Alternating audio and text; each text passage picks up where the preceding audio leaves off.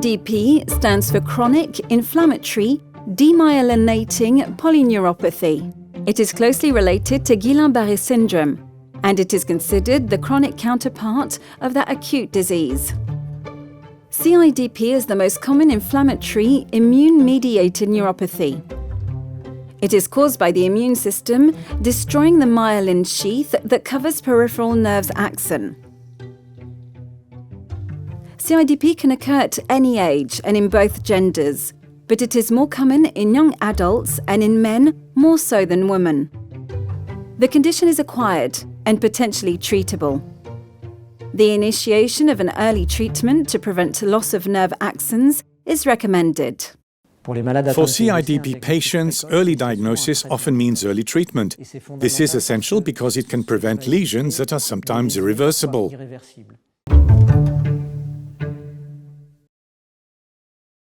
It usually involves someone who is young or middle-aged, and most often manifests with sensory disorders from the very beginning.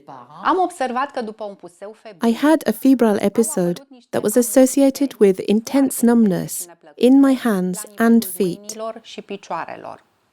This disease does not only manifest with strange or painful sensations in the limbs, but also with discomfort. It involves functional discomfort. You may have trouble walking, get tired when walking, have trouble running, or have trouble using your hands for different activities, such as opening a jar of jam.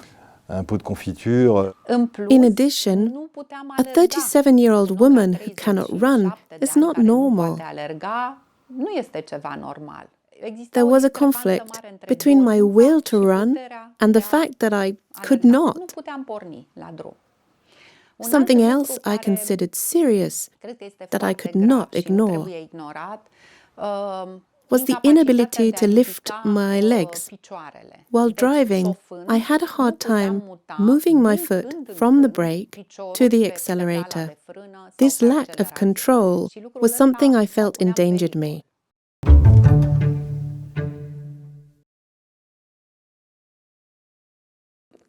In CIDP, you may have symptoms in your feet that are transient.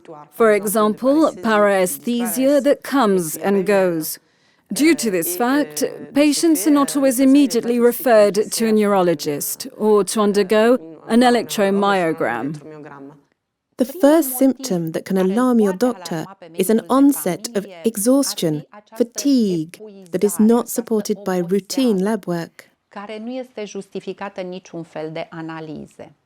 The second reason that your GP could send a patient to seek a neurologist is the absence of the patellar reflex. I think this examination should be part of the standard assessment. It is true that on physical examination there is a big difference between polyneuritis, diabetes and CIDP, which is the king of inflammatory neuropathies.